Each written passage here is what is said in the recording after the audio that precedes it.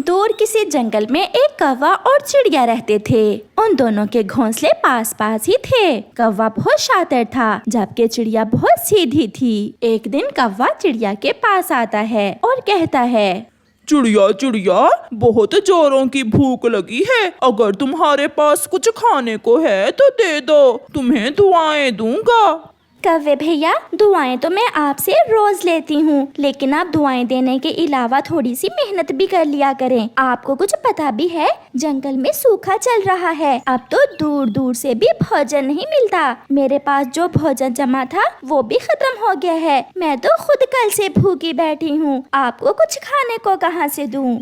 अच्छा, मैं तो बड़ी आशा लेकर तुम्हारी तरफ आया था। अब मेरा क्या होगा? मैं तो जब जंगल में हर तरफ भोजन होता है तब नहीं ढूंढ पाता। अब सूखे के मौसम में कहाँ से लाऊंगा भोजन? मैं तो गया काम से। वैसे कालू, मेरे दिमाग में एक आइडिया है। क्यों ना हम किसान की पत्नी के पास जाएं? वो बहुत दयालु है, वो हमारी मदद जरूर करेगी। हाँ चिड़िया, जल्दी करो, नेक काम में देरी कैसी।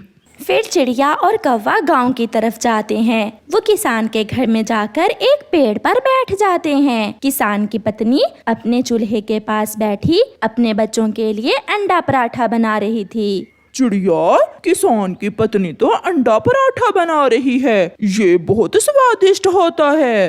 कालू, क्या तुमने पहले भी कभी खाया है अंडा पराठा? हाँ चिड़िया, मैं एक दिन पहले भी यहाँ आया था किसान के घर। किसान का बेटा अपने आंगन में बैठा अंडा पराठा खा रहा था तो मैं उससे छीनकर भाग गया। किसान की पत्नी ने मुझे देख लिया था। वो मेरे पीछे भागी थी, लेकिन मैं जल्दी से इस पेड़ पर बैठ गया और मजे मजे से अंडा पराठा खाया। चिड़िया, वाह क्या जायका था। मेरे तो मुंह में बहुत पानी आ रहा है उस अंडे पराठे के बारे में सोचकर। ओहो, अब हम किसान की पत्नी से कैसे अंडा पराठा मांगे? क्या वो हमें दे देगी? चिड़िया, तुम्हें जरूर दे देगी, मुझे नहीं। वो मुझे अच्छे से जानती है। मैं कई बार उसके बच्चों से खाने की चीजें छीन कर ले जा चुका हूँ। तुम जाओ, वो तुम्हें जरूर अंडा पराठा देगी। फिर चिड़िया किसान की पत्नी के पास जाती है। माँ जी, मुझे बहुत भूख लगी है, आप मुझ पर दया करें और मुझे कुछ खाने को दे दें, मैं आपको दुआएं दूंगी।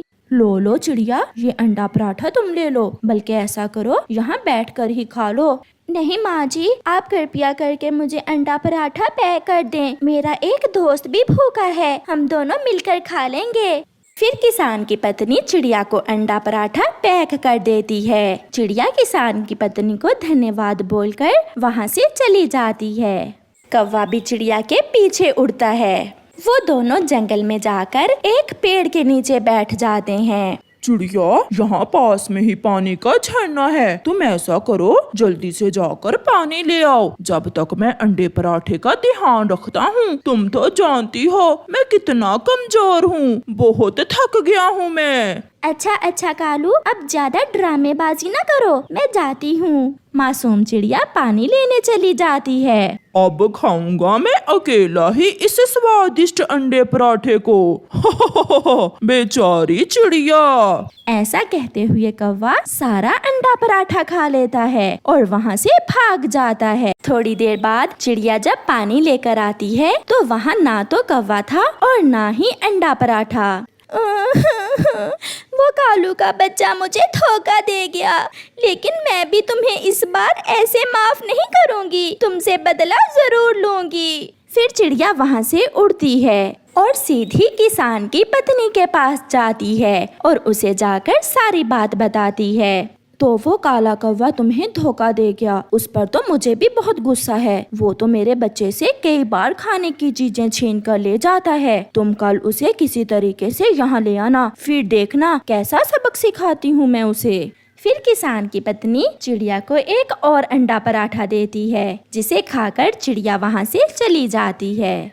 रात को चिड़िया कौवे के घोंसले में जाती है। कौवा सो रहा था। कौवे भैया उठो, मैं आपके लिए एक अच्छी खबर लेकर आई हूँ। कौवा उठ जाता है। चिड़िया, तुम वो जब तुम पानी लेने गई थी तो भूख की वजह से मेरी आंखों के सामने अंधेरा आने लग गया था। मैंने जल्दी से वो अंडा पराठा खाकर अपनी जान बचाई। तुम मुझे माफ कर देना। कोई बात नहीं कव्वे भैया, आप तो अंडा पराठा खाकर वहाँ से आ गए। मैंने आपको बताना था कि जब मैं किसान की पत्नी के पास अंडा पराठा लेने गई थी तो उन्होंने मुझे कहा था कि मैं हर रोज अंडा पराठा खाने आ सकती हूँ। मैं तो कल फिर जाऊंगी। अगर आपने जाना हुआ तो आप भी आ जाना। हाँ हाँ चिड़िया, मैं तुम्हारे साथ जरूर जाऊंगा और कल हम दोनों दोस्त मिल बांट कर अंडा पराठा खाएंगे। क्यों नहीं कव्वे भैया, मैं सुबह आपका इंतजार करूंगी। जल्दी आना। Bye bye. अब मैं भी जाकर सोती हूँ। फिर चिड़िया भी अपने घोंसले में जाकर सो जाती है। अगली सुबह चिड़िया अभी सोई हुई ही थी कि कौवा आ जाता है। चिड़िया मेरी दोस्त, उठो, जल्दी करो, किसान की पत्नी तुम्हारा इंतजार कर रही होगी। अब हमें जाना चाहिए। हाँ हाँ कव्वे भैया, चलो चलें। फिर चिड़िया और कौवा किसान के घर की तरफ चले जाते हैं। किसान की पत्नी भी अपने बच्चों के लिए अंडा पराठा बना रही थी। वो दोनों आंगन में मौजूद पेड़ पर बैठ जाते हैं। कव्वे भैया, आज आप ही मेरे साथ चलें। किसान की पत्नी बहुत दयालु है, वो आपको कुछ भी नहीं कहेगी। मैंने कल उनको आपके बारे में बताया था। वो तो कह रही थी अपने दोस्त को जरूर साथ लेकर आना। हम चूल्हे के पास बैठकर गरम गरम अंडा पराठा खाएंगे और साथ में चाय भी पियेंगे। ये सुनकर कौवा लालच में आ जाता है और वो चिड़िया के साथ ही चूल्हे के पास जाकर बैठ जाता है। किसान की पत्नी ने भी एक लोहे की सलाख गरम करने के लिए चूल्हे के अंदर रखी हुई थी। आओ आओ पक्षियों, मैं तुम्हारा ही इंतजार कर रही थी। कौवे, तुम यहाँ आओ मेरे पास। तुम्हें तो मैं 2 पराठे और 2 अंडे दूंगी, जिससे तुम्हारी सारी कमजोरी दूर हो जाएगी। माँ जी, आप सच में कितनी अच्छी हो। कमजोर तो मैं बहुत हो गया हूँ। क्या करूँ, जंगल से भोजन मिलता ही नहीं है। कई दिन बीत गए हैं पेट भर कर खाए हुए। ऐसा कहते हुए कौवा किसान की पत्नी के पास जाता है। किसान की पत्नी भी जल्दी से गरम लोहे की सलाख कौवे के नीचे रख देती है, जिस पर बैठकर तो कौवे की चीखें निकल जाती हैं। हाय, मैं मर गया। माँ जी, ये क्या किया आपने? मेरी पीठ, हाय मेरी पीठ। ऐसा कहकर कौवा वहाँ से भागता है, जिसे देखकर चिड़िया, किसान की पत्नी और बच्चे हंस रहे थे। अब जाकर मरहम पट्टी करवा लेना और दोबारा आना, फिर मैं तुम्हें एक और अंडा पराठा बना कर दूंगी। तौबा मेरी तौबा, मैं फिर कभी अंडा पराठा नहीं खाऊंगा। और कौवा वहाँ से भाग जाता है। ऐसे कौवे को उसके धोखे की सजा मिलती है। प्यारे दोस्तों, अगर आपको भी अंडा पराठा पसंद है तो हमें कमेंट करके जरूर बताएं। हमें इंतजार रहेगा। आपका धन्यवाद। कालू कौवा हर रोज की तरह अपने खेत में सब्जियां तोड़ रहा था। उसने अपनी टोकरी में भिंडी, टमाटर, कद्दू और आलू रखे हुए थे, मगर बड़ा करेला कई दिनों से जवान हो चुका था। वो बहुत परेशान था कि कालू कौवा किसान उसे क्यों नहीं तोड़ रहा।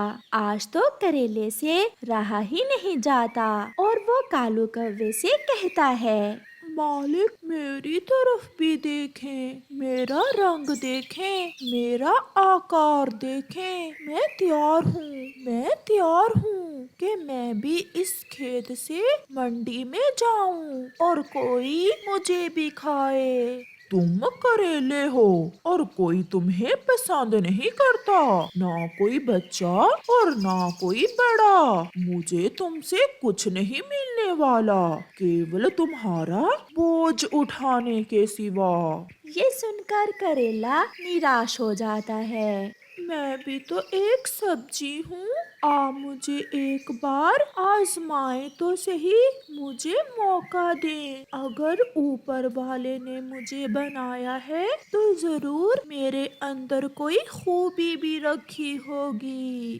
करेले की ये बातें सुनकर कालू कौवे को करेले पर दया आती है और वो करेले को भी तोड़कर टोकरी में रख लेता है। और सीधा मंडी की तरफ जाता है। आज तो वो जवान करेला बहुत खुश था। वो खेत से पहली बार नई दुनिया जो देखने जा रहा था। ना ना, मुझे करेला नहीं चाहिए। आप बाकी की सब्जी के पैसे लें और करेला किसी दूसरे को दे दें। ओ भाई, ये भी तो सब्जी है। एक बार कहा ना, सुन लिया करेले। मैं ना कहता था कि कोई तुम्हें खाने वाला नहीं। अब मैं तुम्हें अपने घर ले जाता हूँ। हो सकता है मेरी पत्नी ही तुम्हारी भाजी बना ले। फिर कालू कौवा अपनी टोकरी और वो एक करेला लेकर वहाँ से अपने घर जाता है। कालू, कैसी रही आज की सब्जी? कोई कमाई भी हुई? हाँ, बाकी की सब्जी तो बिक गई है, मगर ये एक करेला किसी ने नहीं खरीदा और मैं इसे घर ले आया हूँ। ये भूल जाओ कि मैं इसे खाऊंगी। मुझे करेले से नफरत है। इससे तो अच्छा था कि तुम इसे कहीं रास्ते में ही फेंक आते। ये सारी बात सुनकर करेला रोने लग जाता है। मालकिन, इसलिए तो मालिक मुझे तोड़ ही नहीं रहा था। मैंने विनती की तो मालिक ने मुझे तोड़ा। आप एक बार मुझे बनाकर तो देखें। मैं आपकी हंडिया में जाकर 4 चांद लगा दूंगा। मैं बहुत स्वादिष्ट बनूंगा। तुम्हें तो मैं फ्रिज में रखती हूँ। फिर गोरी कौवी करेले को उठाकर फ्रिज में रख देती है। करेले को फ्रिज में बहुत ठंड लग रही थी, मगर वो बेचारा क्या करता, कोई उसे खा भी तो नहीं रहा था। उसी जंगल में एक कबूतर और चिड़िया पड़ोसी थे। कबूतर कई दिन से चिड़िया से मिलने नहीं गया था, इसलिए चिड़िया परेशान थी कि कबूतर क्यों नहीं आया। चिड़िया अपनी बेटी से कहती है, गुड़िया, मैं आपके अंकल कबूतर से मिलकर आती हूँ, आप घर में ही रहना। चिड़िया कबूतर के घर जाती है। कबूतर तो बीमार था और वो एक चादर लिए अपने घोंसले में लेटा हुआ था। कबूतर भैया, क्या हुआ? आप बीमार हैं और मुझे किसी ने बताया ही नहीं। चिड़िया, शरीर में जान नहीं है, बहुत कमजोरी हो गई है। ना जाने कौन सी बीमारी लगी है, मुझे तो कुछ मालूम नहीं हो रहा। चलें, मैं आपको बुलबुल डॉक्टर के पास लेकर जाती हूँ। ऐसे बैठे रहने से तो आप ठीक नहीं होंगे। फिर चिड़िया कबूतर को साथ लेकर बुलबुल डॉक्टर के पास जाती है। कबूतर, आपको तो डायबिटीज है। डायबिटीज? ये क्या बीमारी है? ये बहुत खतरनाक बीमारी है। इससे कबूतर के शरीर में शुगर की मात्रा बढ़ गई है। अगर इसका बर वक्त इलाज ना हुआ तो कबूतर आप बच नहीं सकोगे। ये सुनकर कबूतर तो खड़ा खड़ा गिर जाता है। उठें कबूतर भैया, हौसला रखें, आप जल्द ठीक हो जाएंगे। मैं ये दवा दे रही हूँ, समय पर लेना। बुलबुल, मैं बच जाऊंगा ना? मुझे मरने से बहुत डर लगता है। आप ये दवा लें और ज्यादा ना सोचें। टेंशन लेने से ये बीमारी और भी बढ़ जाती है। फिर कबूतर और चिड़िया बुलबुल से दवा लेकर वापस चले जाते हैं। गोरी कौवी और कालू कौवे को भी कबूतर की बीमारी का पता चलता है। गोरी, कबूतर कुछ दिनों से बीमार है। मैं खेतों से होकर आता हूँ और शाम को हम कबूतर को देखने जाएंगे। अच्छा हुआ जो कबूतर भी बीमार हुआ। वो गंदी आंखों वाला हर समय मुझसे लड़ाई करता है। ऐसा नहीं कहते, बीमार कोई भी हो सकता है। आप कुछ बना लेना, शाम को जाते हुए कबूतर के लिए लेते जाएंगे। ऐसा कहते हुए कालू घर से चला जाता है। क्या बनाऊं मैं उस गंदी आंखों वाले के लिए? हाँ, मैं वो करेला ही बना लेती हूँ। ऐसे भी तो वो फ्रिज में पड़ा सड़ रहा है। ये सोचते हुए गोरी कौवी फ्रिज से वो करेला निकालती है। करेला भी अपनी आखिरी सांसें गिन रहा था। जब गोरी उसे फ्रिज से निकालती है तो वो फिर से खुश हो जाता है। मालकिन, आज आप मुझे खाने वाली हैं क्या? मैं नहीं, बल्कि मोटा कबूतर तुम्हें खाएगा। उसी का मुंह कड़वा करने वाले हो। फिर गोरी करेला हंडिया में रखती है और हंडिया चूल्हे पर चढ़ाती है। शाम को गोरी का पति भी घर आ जाता है। गोरी, कुछ बनाया है कबूतर के लिए? हाँ हाँ, आप चले। मैंने कबूतर के लिए भुजिया बनाई है और वो भी करेले की। क्या कुछ और बना लेती? घर में और भी तो सब्जियां थीं। तुम चलो, कबूतर को करेला बहुत पसंद है। ऐसा कहते हुए गोरी अपना मुंह दूसरी तरफ करते हुए हंसती है। कबूतर, अब कैसे हो? मैं बहुत कमजोर हो गया हूँ। बुलबुल ने बताया है कि मुझे दियाबतीज है। बहुत बुरी बीमारी लग गई है मुझे। फिर तो तुम मर जाओगे। कबूतर, अब तुम बचने वाले नहीं हो। लो, मैं तुम्हारे लिए करेला बनाकर लाई हूँ, ये खा लो। तुम्हारे भाई कालू की फरमाइश थी कि तुम्हारे लिए कुछ लेकर जाएं। आपका बहुत शुक्रिया। मुझे बहुत भूख लगी हुई है। मुझे करेले की खुशबू बहुत अच्छी लग रही है। फिर गोरी और कालू वहाँ से चले जाते हैं और कबूतर जी भर के करेले की भुजिया खाता है। रात हो जाती है और कबूतर सो जाता है। दूसरे रोज जब कबूतर सोकर उठता है तो वो खुद को बहुत बेहतर महसूस कर रहा था। ऐसा क्या हुआ? मैं खुद को ठीक महसूस कर रहा हूँ। फिर वो उड़कर देखता है। अब वो पहले से बेहतर उड़ सकता था। हाँ, मैंने रात को करेले की भुजिया खाई थी। गोरी, तुम्हारा धन्यवाद। मैं ठीक हो गया। मैं करेला खाने से ठीक हो गया। कबूतर भागा भागा गोरी और कालू के घर जाता है। रात को तो तुम हिल भी नहीं रहे थे और अब छलांगे लगा रहे हो। गोरी, ये सब आपकी वजह से हुआ है। मैं करेला खाने से ठीक हो गया। क्या?